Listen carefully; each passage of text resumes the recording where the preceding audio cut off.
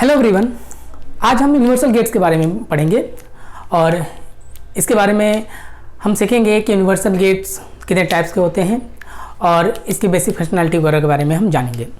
चलते universal gate, इसके बारे में ऑलरेडी मैंने प्रीवियस वीडियोज में बता दिया है कि यूनिवर्सल गेट्स ऐसे गेट्स होते हैं जिसके थ्रू आप जो बेसिक गेट्स के ऑपरेशन हैं, जैसे कि और गेट का ऑपरेशन, एंड गेट का ऑपरेशन और नॉट गेट का ऑपरेशन आप यूनिवर्सल गेट के मीडियम से कर सकते हैं।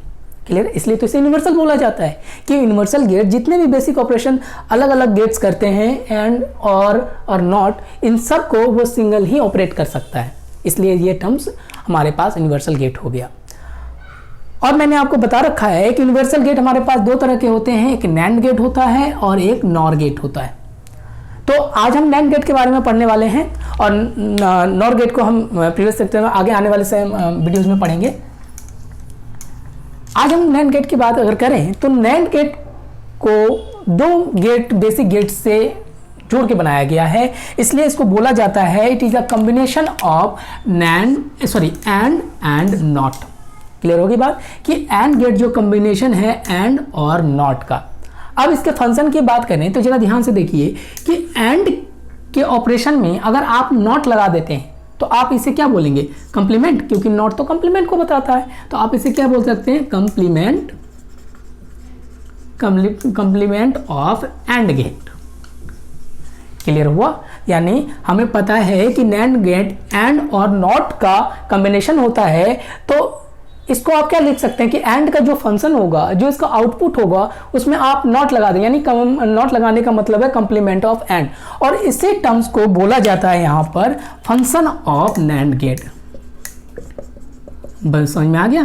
तो नैंड गेट का जो फंक्शन है वो एंड गेट पे ही डिपेंड है, बट यहां पे एक ही डिफरेंस है कि जहां पे एंड गेट का आउटपुट होता है उसका हम कंप्लीमेंट ले लेंगे, वही इसका नैंड गेट का हमारे पास फंक्शन हो जाता है। तो ये इसका बेसिक इंट्रोडक्शन था आपके पास कि NAND gate is the combination of AND gate and NOT gate, जिसको आप कंबाइंड फॉर्म में कंप्लीमेंट ऑफ एंड बोल सकते हैं, और यही इसका फंक्शन होता है। ठीक है, अब मैं इसके इनपुट्स की बात करूं तो ऑल थिंग जितने भी टर्म्स हैं एंड गेट के, वो सब के सब नैंड के लिए सिमिलर ही हैं, बट एक ही टर्म डिफरेंस होता है, वो कंप्लीमेंट के फॉर्म में। एंड गेट में भी आपने देखा था कि वहां पर भी आप 2 और मोर देन 2 इनपुट्स ले सकते हैं और आउटपुट हमारे पास सिंगल होता है।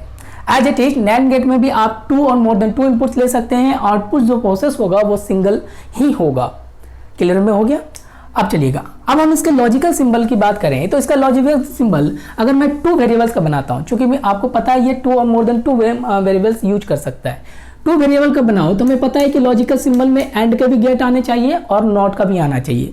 कहने का मतलब अगर मैं 2 वेरिएबल के लिए नैंड गेट बनाऊं तो पहला हमारे पास बनेगा ए और बी, तो पहले मैंने एंड का बना दिया। इससे जब हमारे पास कुछ आउटपुट निकलेगा ए डॉट बी, यही होगा, और उसके साथ हम दूसरा नॉट गेट लगा देंगे जो हम ऑलरेडी पढ़ चुके हैं कि नॉट गेट का सिंबल इस तरह होता है। तो यहां से आप निकालेंगे तो हमारे पास आउटपुट निकल जाएगा ए डॉट बी। तो ये इसका लॉजिकल रिप्रेजेंटेशन है। लेकिन अगर आप इन दोनों फॉर्म को कंबाइन कर दें, यानी कि इन दोनों गेट को कंबाइन कर दें, तो इसे आप एक डायरेक्टली एक नए सिंबल में रिप्रेजेंट कर सकते हैं, वो इस तरह से। यानी ये हमारा नैंड गेट का सिंबल, और नॉट गेट के लिए हम यहाँ पे सर्कल का इस्तेमाल कर लेते हैं। यानी आप जो चीज़ें आप इस तरह से देख रहे हैं, इसी चीज़ को आप इस फॉर्म में भी बना सकते हैं, ए बी, और हमारे पास आउटपुट हो जाएगा ए डॉट बी का 12। चूँकि पता है कि ये बुलियन एक्सप्रेशन है, बुलियन एक्सप्रेशन में नॉट को हम बाहर से रिप्रेजेंट करते हैं। ठीक है, तो ये हमारे पास लॉजिकल सिंबल हो गया आप नैंड गेट का। आप चाहे तो यहाँ पे एन नंबर्स ऑफ वेरिएबल का भी आप नैंड गेट का फंक्शन बना सकते हैं। मैंने यहाँ पे आपको 2 वेरिएबल का बना के दिखाया। अब आइए, अब इसके ट्रूथ टेबल की बात करूँ तो truth table as it is आपके पास एंड की तरह है। उसमें भी आपने देखा था कि एंड गेट के फंक्शन में ट्रूथ टेबल के लिए हमारे पास कुछ फंक्शन था। अगर इनपुट हमारे पास एन होता तो टोटल कॉम्बिनेशन आपके पास 2 टू द पावर n था, यही था। तो यही फंक्शन हम नैंड के लिए भी यूज करेंगे, क्योंकि एंड जो है टोटली एंड गेट नैंड हमेशा एंड गेट पे बेस्ड होता है। फॉर एग्जांपल कि अगर आपने इनपुट के टर्म्स में यानी n की वैल्यू अगर आप 2 लेते हो तो टोटल कॉम्बिनेशन आपके पास यही बन के तैयार होगा। यानी 2 to the power 2 यानी 4, यही कुछ है। तो कॉम्बिनेशन क्या बनेगा, 0 0 0 1 1 0 और 1 1। क्लियर हो गया। तो इसी वैल्यू का हम ट्रू टेबल बनाएंगे, यानी कि हम यहाँ पे 2 वेरिएबल का ट्रू टेबल बनाने वाले हैं और इसमें हम देखेंगे कि NAND गेट के ऑपरेशन में आउटपुट क्या आता है। क्योंकि आपको AND का ऑलरेडी पता है कि अगर हम 0 और 0 इनपुट डालते हैं तो इस केस में AND हमारे पास 0 देता है, लेकिन आपका फंक्शन क्या कहता है NAND गेट का कि it is the complement of AND gate. तो इजी फॉर्म में अगर ये यहाँ 0 है तो इसका कंप्लीमेंट लेंगे तो NAND गेट के लिए ये किस में कन्वर्ट हो जाएगा, 1 में। एज इट इज ये 0 और 1 होता है तो AND गेट 0 पर आउटपुट देता है तो इसका कंप्लीमेंट हमारे पास 1 हो जाएगा। थ्रेड में अगर मैं 1 और 0 की बात करता हूं तो ये 0 होता है, कंप्लीमेंट 1 हो जाएगा। और 1 1 के केस में जहां AND 1 देता था वहीं NAND आपके पास 0 रिप्रेजेंट करता है। तो ये हमारे पास true table of NAND gate आपने समझ लिया। और आपके पास पता है कि ट्रू टेबल पे ही हमारे पास बहुत सारे डिफिनेशन बनते हैं जिसका यूज हमारे थियोरेटिकल क्वेश्चन बनाने में किया जाता है। तो अगर मैं इस टेबल को देखूं तो यहां से आप कंक्लूजन डिफिनेशन निकाल सकते हैं कि AND गेट को ट्रू टेबल के अकॉर्डिंग क्या बोला जाता है, उसी को तो कंक्लूजन डिफिनेशन कहते हैं। तो अगर आप देखें तो यहाँ पे हाई हाई हाई और ये लाल लो, क्लियर है। यानी कि अब NAND गेट में आउटपुट लो कब होता है, जब सारे के सारे इनपुट आपके पास हाई हो, वही इसका कंक्लूजन डिफिनेशन हो जाता है कि the output of NAND gate is low कब होता है, only when all the inputs are high, जब सब के सारे इनपुट्स हमारे पास हाई होते हैं। तो इसी को बोला जाता है कंक्लूजन डिफिनेशन। तो एग्जामिनर कंक्लूजन डिफिनेशन को डाल के आपसे पूछ सकता है कि आप बताओ कि इस कंक्लूजन डिफिनेशन पे कौन सा गेट वैलिड है। तो ये चीज़ें ध्यान में रखिएगा, ये काफ़ी इंपॉर्टेंट है, जैसे आप ट्रू टेबल के ही माध्यम से निकालते हैं। अब आइए स्विच सर्किट डायग्राम की अगर मैं बात करूं, ये हमारे पास काफ़ी इंपॉर्टेंट है इसे समझने के लिए कि, और आपको पता है कि इस केस में स्विच सर्किट डायग्राम की अगर मैं बात करूं, ये क्या है, ये ट्रू टेबल का ही रिप्रेजेंटेशन है। यानी जो ट्रू टेबल कहता है वैसे स्विच सर्किट डायग्राम से आपको रिप्रेजेंट होना चाहिए। तो इसे हम करके देखते हैं, चलते हैं।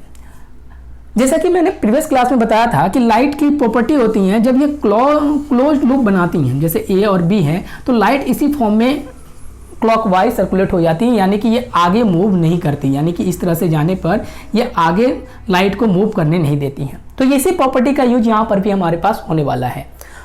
अब हम देखें इस सर्किट डायग्राम का यूज करें तो यहाँ देखिएगा कि अब यहाँ कहने का मतलब क्या, अगर मैं पहले कंडीशन को लेता हूँ 0 और 0, तो 0 कहने का मतलब ऑफ, यहाँ आप ऑफ ले लीजिए, और 1 कहने का मतलब है कि आपके पास ऑन कहने का मतलब बल्ब का जलना। अगर मैं 0 लेता हूं, यहां देखिएगा 0 कहने का मतलब ऑफ या फिर ओपन ले लीजिए आप। 0 यानी पहली वैल्यू को मैं ओपन रख रहा हूं, जैसे मैं इसको बोल दूं ये हमारे पास ए और बी है, यहां पे आपको 2 इनपुट ले लीजिए, पॉजिटिव और नेगेटिव, क्लियर है। अगर इस केस में हम इसे 0 लेते हैं यानी ओपन और ये भी ओपन, तो आपको पता है कि यहां से लाइट जाएंगे इस तरह से मूव करते हुए यहां तक जाएंगे, इस केस में भी जाएंगे और बल्ब जल जाएगा, यानी इसकी वैल्यू 1 हो जाएंगी। वही चीज तो है कि 0 ए 0 बी की वैल्यू 0, तो NAND की वैल्यू कितनी 1, यानी कि बल्ब हमारे पास जल गई। उल्टा देखते हैं, अगर पहली वैल्यू अगर आप 0 लेते हैं यानी पहले को आप ओपन करते हैं, यानी ये ओपन है और दूसरे को आप क्लोज कर देते हैं, ये लिखिए इसको मैंने क्लोज किया, तो कोई फर्क नहीं पड़ेगा क्योंकि यहाँ पे हमारे पास क्लोज सर्किट तो बना ही नहीं, फिर भी लाइट इधर से फ्लो करेंगी, इस तरह से फ्लो करेंगे और ये बल्ब जल के तैयार हो जाएंगे। तो यानी इसकी भी वैल्यू 1 होगी।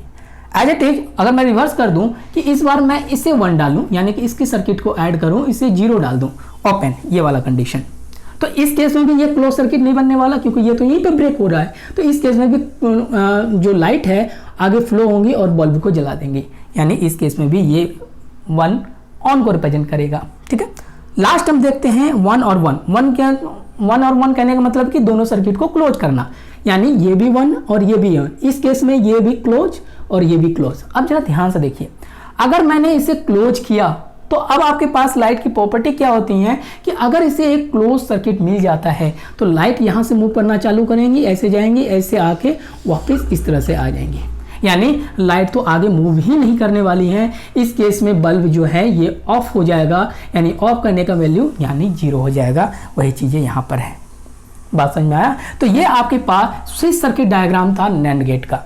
अब आप बोलेंगे सर इसका यूज क्या है, तो इसका use as it is AND gate के यूज की तरह है। जहां पे आप AND गेट से कोई सर्किट बना सकते थे, उसी सर्किट को आप NAND गेट से भी बना सकते हैं। तो इसका यूज सिमिलर है एंड गेट की तरह से। अब हम इसके यूनिवर्सल प्रॉपर्टी के बारे में जानेंगे कि कैसे, क्योंकि यूनिवर्सल गेट्स कहता है कि आप यूनिवर्सल गेट के माध्यम से हर एक बेसिक ऑपरेशन कर सकते हैं। तो ये कैसे करते हैं उसे बोला जाता है यूनिवर्सल प्रॉपर्टी।